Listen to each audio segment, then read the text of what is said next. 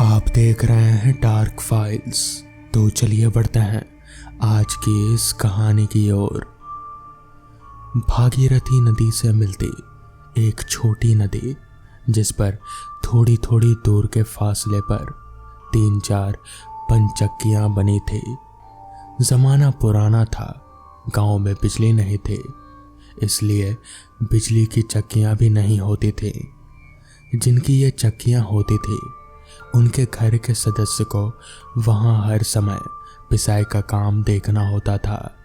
उस जमाने में पिसाई के बदले चक्की वाला थोड़ा आटा रख लेता था। बहुत कम लोग पैसों का लेन देन करते थे। सूरज ने अब की बार जब पिसाई का समय आया तो दादाजी को कहा कि वो पंचक्की पर खुद जाना चाहता है और काम धाम भी ज्यादा नहीं है। तब दादाजी ने उसे बहुत समझाया कि तेरे बस का नहीं है, वहां रात में डर जाएगा। पर सूरज ने जिद नहीं छोड़ी और अपने आप को निडर साबित करके ही दम लिया और अगले दिन तैयार हो गया। यूं सूरज कई बार अपने दादाजी के साथ पंचक्की पर गया था, जरूरी सामान लेकर। सुबह सूरज नदी की तरफ चल पड़ा। इन दिनों गेहूं की फसलों के समय पिसाई का काम तेजी से चल रहा था, सो 3-4 दिन रात में वहां रुकना पड़ जाता था। 2 और पंचक्कियां भी थी, पर वो ज्यादातर बिजी ही रहते थे।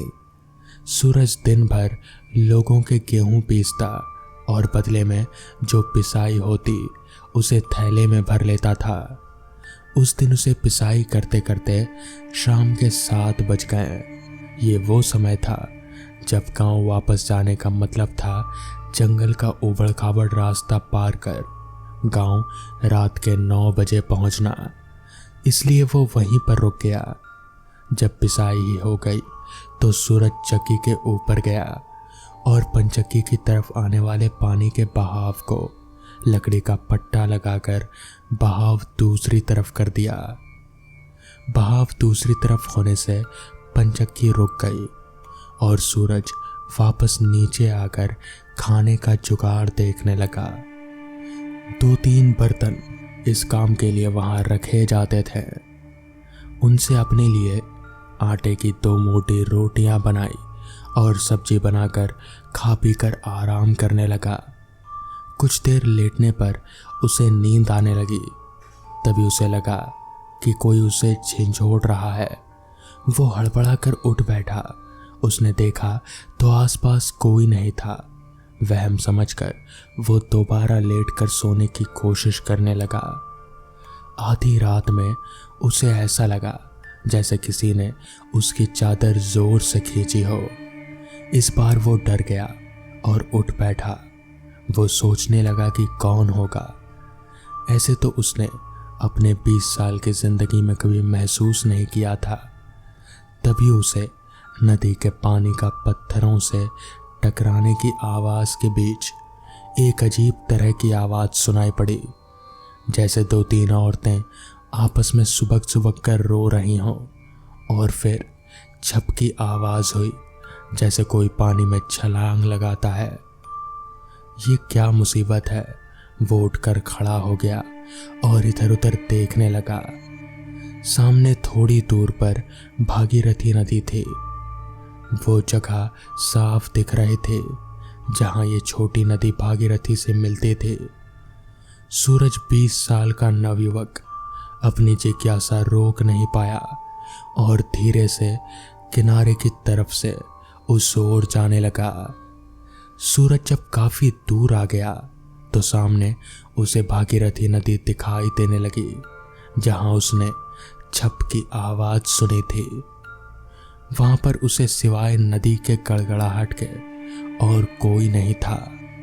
तभी अचानक उसके कानों में किसी महिला के खिलखिलाहट सुनाई पड़ी। वो चौंका। इस समय यहाँ कौन हो सकता है और क्यों होगा। वो किसी अनहोनी की आशंका से घबरा गया। उसने इधर उधर देखा पर उसे कोई दिखाई नहीं दिया। तभी उसे सामने की तरफ नदी के इस पार बड़ी चट्टानों पर 1-2 नहीं बल्कि 3 परछाई जैसी नजर आई। वो स्पष्ट तो आवाज नहीं सुन पाया, मगर कुछ ऐसा महसूस हो रहा था जैसे वो तीनों आपस में बातें कर रही हो। अब सूरज के हाथ पैर ठंडे पड़ गए। लोग भूत प्रेत की बात करते थे। सूरज ने कभी विश्वास नहीं किया। डरपोक कहकर वो उनका मजाक उड़ाता था। आज वो सब बातें उसे रह रह कर याद आ रही थी, जिन्हें वो अक्सर झुठला दिया करता था। अब उसके पैर वहीं जड़वत हो गए थे। वो तीनों साए उससे लगभग 25 फीट की दूरी पर थे।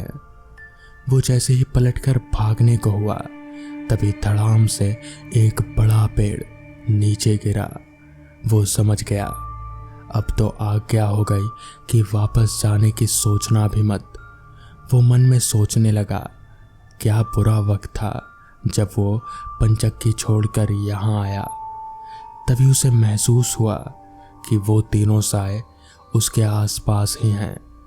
सूरज डर से उनकी तरफ तो नहीं देख रहा था, मगर आवाज से स्पष्ट था कि वो तीनों महिलाएं थीं। अचानक डर के कारण सूरज ने अपनी आंखों पर हाथ रखकर मुंह ढक लिया। जो भी होगा, और कुछ तो कर नहीं सकते। कुछ देर और कुछ नहीं हुआ, सिर्फ हल्की हल्की आवाज कभी बाईं तरफ से तो कभी दाईं तरफ से आती रही। वो तीनों उसी रास्ते थीं जो वापस जाने का था, इसलिए वापस जाने की सोचना भी नहीं था। तब सूरज को स्पष्ट सुनाई पड़ा। एक कहने लगी, दीदी, मुझे मेरी सास ने आज खाना नहीं दिया और जंगल में लकड़ी काटने भूखा भेज दिया। अरे मुझे भी मेरी सास ने आज चोटियाँ खींच कर पीटा। रोज का यही हाल है। और मुझे भी आज मेरी सास ने अंधेरे में ही उठा दिया। रात तब खुली जब मैं गांव के बाहर एक जगह पर बहुत देर तक सोई रही और रोने लगी। ये तीनों आपस में ही बातें कर रहे थे। ये सुनकर सूरज भयभीत हो गया। क्या भूतनियों की भी सास होती है? वो सोचने लगा। फिर तीनों सुबक सुबक कर रोने लगी। किसी अनहोनी की आशंका से सूरज का दिल बैठ रहा था। एक तो भूतनियां, ऊपर से उनका रोना, कुछ भयानक ही होने वाला है। अब क्या होगा? तीनों बस कुछ ही फीट की दूरी पर थे। फिर तीनों आपस में खुसफुसाने लगी और सिर से दुपट्टा निकालकर आपस में एक दूसरे को बांधने लगी। दीदी, चलो ना, उस आदमी को भी बांध देते हैं। उनमें से एक बोली। अरे नहीं, छोड़ दे, उसने क्या किया है? दूसरी ने कहा। हाँ दीदी, चलो ना, उसे भी बांध देते हैं, मजा आएगा।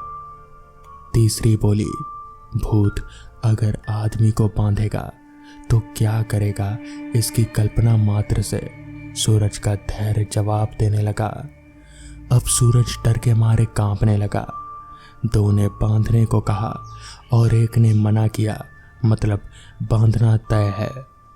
मगर मुझे अपने साथ बांधकर ये कहाँ ले जाएंगे? ये सोच सोचकर सूरज और भी ज्यादा भयभीत हो रहा था। उसने फिर दोनों हाथ मुंह पर रखे और अपने आप को एक तरह से उनके हवाले छोड़ दिया। उन तीनों की आवाज करीब आ रही थी।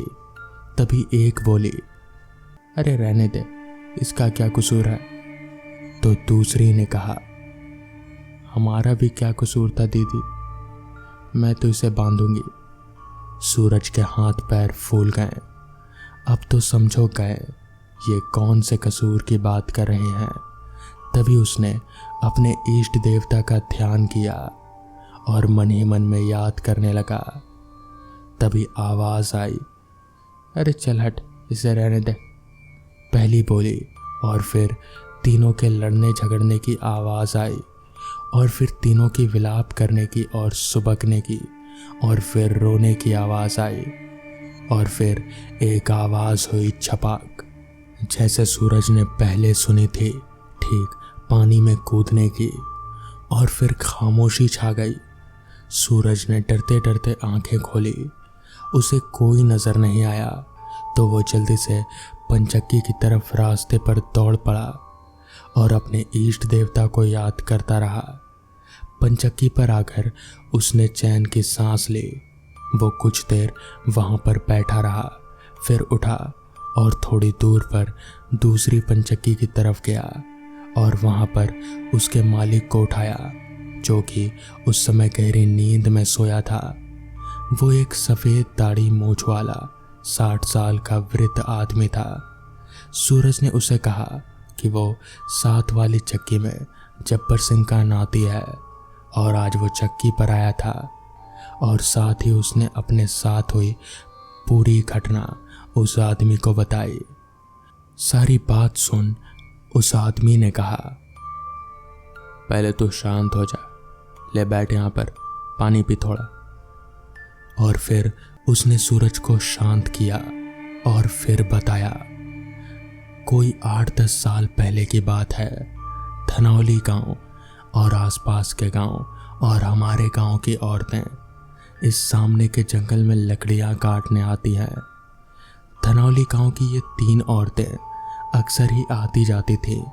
मंगला, रेवती और चंद्रा आपस में सहेली थी। तीनों के पति शहर में नौकरी करते थे। शादी के कारण कर्ज का बोझ जो हो गया था।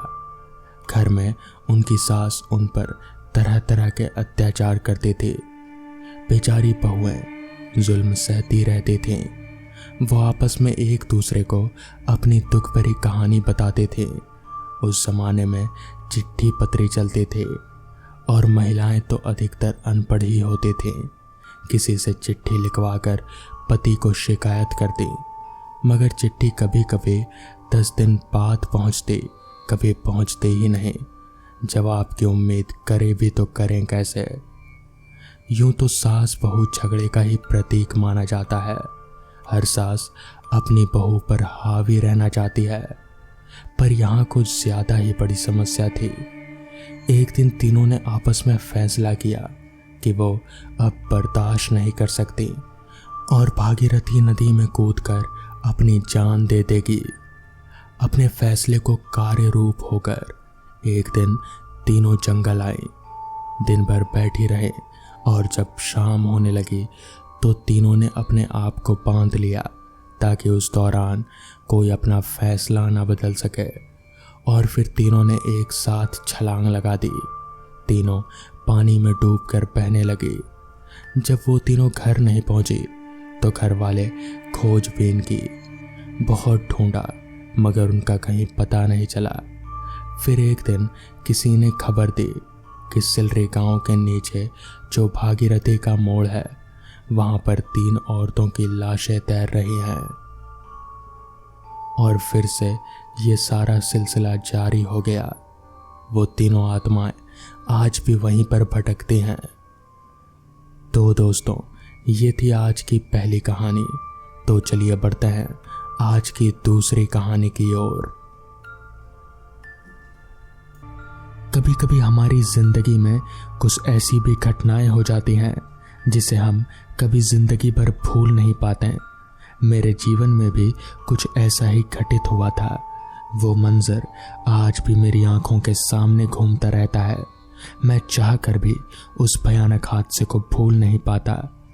आप सभी लोगों ने अपने जीवन में छलावे की कहानियां और किस्से बहुत से सुने होंगे और शायद आपको ये सब सुनकर काफ़ी रोमांच और मज़ा भी आता होगा। लेकिन यकीन मानिए, छलावे हकीकत में होते हैं और जिस किसी का भी सामना अपने जीवन में छलावे से होता है तो वो उसे बताने के लिए जिंदा नहीं बचता, और जो बच जाता है वो सारी जिंदगी उस डरावने पल को कभी भूल नहीं पाता। मेरा नाम राहुल है। आज मेरी उम्र 45 साल है। मेरे साथ ये घटना आज से 20 साल पहले घटी थी।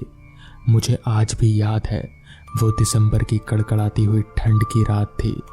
मैं अपने दोस्त राजन को लेकर अपने मामा जी के घर आया हुआ था। मामा जी गांव में रहते थे।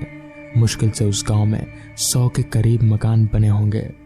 मेरे दोस्त राजन को गांव देखने का बहुत शौक था, इसीलिए वो मेरे साथ आया था। मामी मुझे और मेरे दोस्त को देखकर बहुत खुश हो गईं। वो हमें वहाँ पर रहते हुए करीब 5 दिन से ज़्यादा हो गए थे और एक दिन अचानक मामा जी किसी पत्थर से टकरा गए और उनके पैर में बुरी तरह से चोट लग गई। चोट लगने की वजह से मामा जी और मामी बहुत ज़्यादा परेशान हो गए। पहले तो मुझे लगा कि शायद चोट लगने की वजह से दोनों चिंतित हों, लेकिन फिर मुझे उनकी परेशानी की कोई दूसरी वजह लगी। मैंने जब उनकी परेशानी का कारण पूछा तो मामी ने बताया कि मामा के पैर में चोट लगने की वजह से अब कुछ दिनों तक वो खेतों की रखवाली नहीं कर पाएंगे। मामा जी का गांव जंगल के आसपास ही बसा हुआ था और यहाँ पर जंगली जानवर अक्सर रात में खेतों में घुसकर फसल खराब कर दिया करते थे। मैंने मामा जी की ओर देखकर कहा, आप घबराते क्यों हैं मामा जी? जब तक आपका पैर ठीक नहीं हो जाता खेतों की रखवाली मैं और मेरा दोस्त कर लिया करेंगे। कुछ ही दिनों की तो बात है। मेरी बात सुनकर मामा जी और मामी के माथे पर चिंता की लकीरें उभर आईं। तभी मैंने कहा, क्या हुआ? आपको क्या लगता है अगर हम शहर में रहते हैं तो हम खेतों की रखवाली नहीं कर सकते हैं? मेरी बात सुनकर मेरा दोस्त राजन हंसता हुआ बोला, चिंता मत कीजिए मामा जी, खेतों की रखवाली में करना ही क्या पड़ता है। हम दोनों अपने साथ एक मोटा डंडा लिए जाते हैं, कोई भी जंगली जानवर आएगा तो उसे धूल चटा देंगे। तभी मैंने कहा, राजन सही कह रहा है, हम रात भर सोएंगे नहीं और सुबह घर आकर अपनी नींद पूरी कर लेंगे। हम दोनों की बात सुनकर मामा जी ने बहुत गंभीर लहजे में कहा, बात वो नहीं है बेटा, ये सर्दियों की रात है, गाँव में छलावे अक्सर घूमते रहते हैं। तुम शहर वाले इन छलावों से वाकिफ नहीं हो। छलावे का नाम सुनकर मैं और मेरा दोस्त एक दूसरे की ओर देखने लगे। हमने ये नाम अपनी जिंदगी में पहली बार सुना था क्योंकि हम शहर के रहने वाले थे। जब हमने मामा जी से छलावे के मुतालिक कुछ जानना चाहा तो उन्होंने बताया कि छलावा किसी भी इंसान का रूप ले सकता है, मगर सच में वो एक भूत होता है। अगर कोई इंसान उसकी बातों में आकर उसके साथ चला जाए तो वो कभी जिंदा वापस नहीं आता और वो इंसान को मारने के लिए किसी भी तरह के रूप बदल सकता है। मामा जी की बात सुनकर हम दोनों जोरों से हंसने लगे। मैंने हंसते हुए मामा जी से कहा, बस भी कीजिए मामा जी, ऐसा फिल्मों में होता है, आप निश्चिंत होकर सो जाइए। मगर मामा जी हमें रात के समय खेतों में भेजने के लिए राजी नहीं हो रहे थे। मैं खेतों में जाने के लिए मामा जी से जिद पर अड़ गया।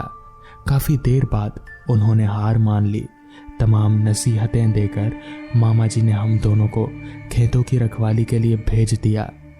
रात का सन्नाटा फैल चुका था, चारों ओर कोहरा छाया हुआ था। हम दोनों दोस्त खेतों में कंबल ओढ़कर अलाव जलाकर बैठ गए। दूर से आती हुई गीदड़ों की आवाज़ें हमें खेतों में गूंज रही थी। हम दोनों दोस्त काफ़ी देर तक बातें करते रहे ताकि हम दोनों के ऊपर नींद हावी ना हो, मगर कहते हैं ना, नींद तो कांटों में भी आ जाती है। बातों के दौरान हम दोनों की आंख लग ही गई कि अचानक मुझे पकड़कर किसी ने बुरी तरह से झंझोड़ दिया। मैं चौंक कर उठ बैठा और इधर उधर देखने लगा, मगर मैंने देखा कि राजन तो बैठे बैठे ही सो रहा है।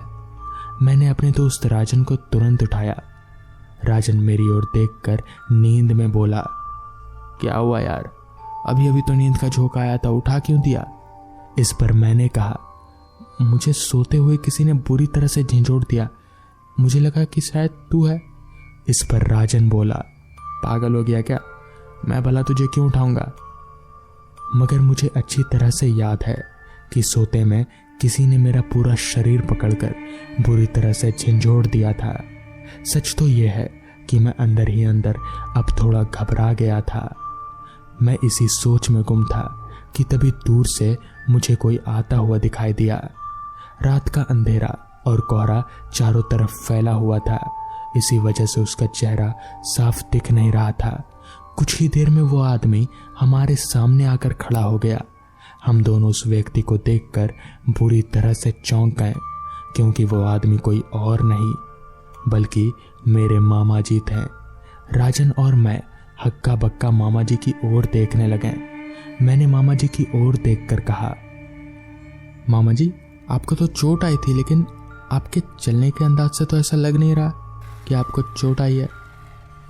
मैंने देखा मामा जी ने हम दोनों की ओर देखकर सपाट लहजे में कहा, हाँ मेरी चोट सही हो गई।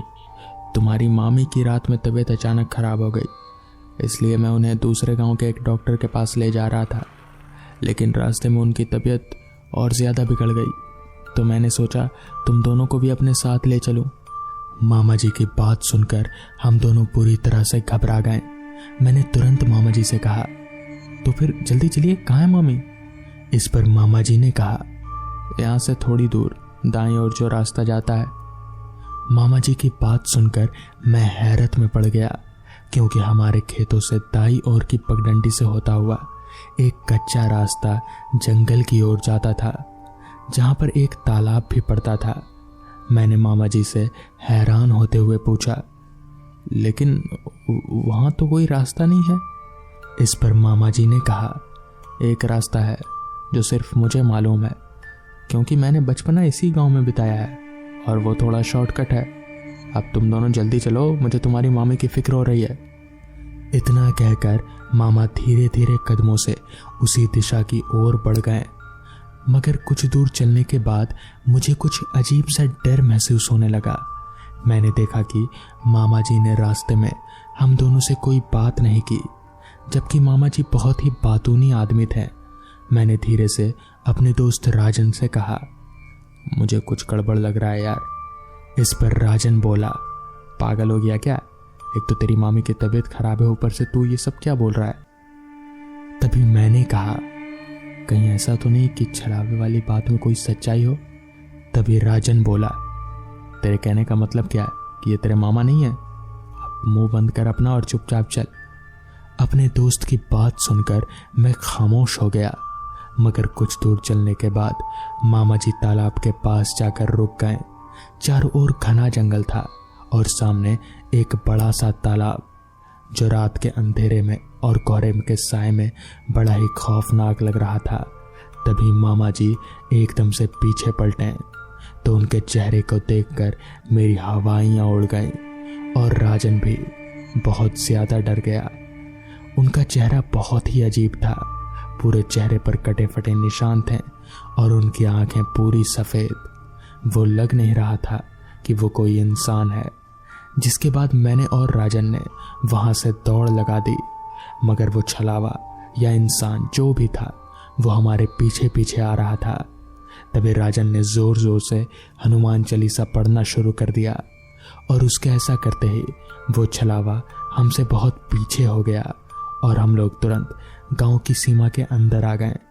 घर आकर हमने मामा जी को पूरी बात बताई, जिसके बाद मामा जी ने कहा कि तुम लोग बहुत साहसी हो और ऐसा बहुत कम होता है कि छलावे के चपेट में आकर कोई जिंदा बच पाता है, मगर शायद तुम्हारी किस्मत अच्छी है। तो दोस्तों, ये थी आज की कहानी। अगर आपको यह कहानी पसंद आई हो तो वीडियो को लाइक और चैनल को सब्सक्राइब कर दें।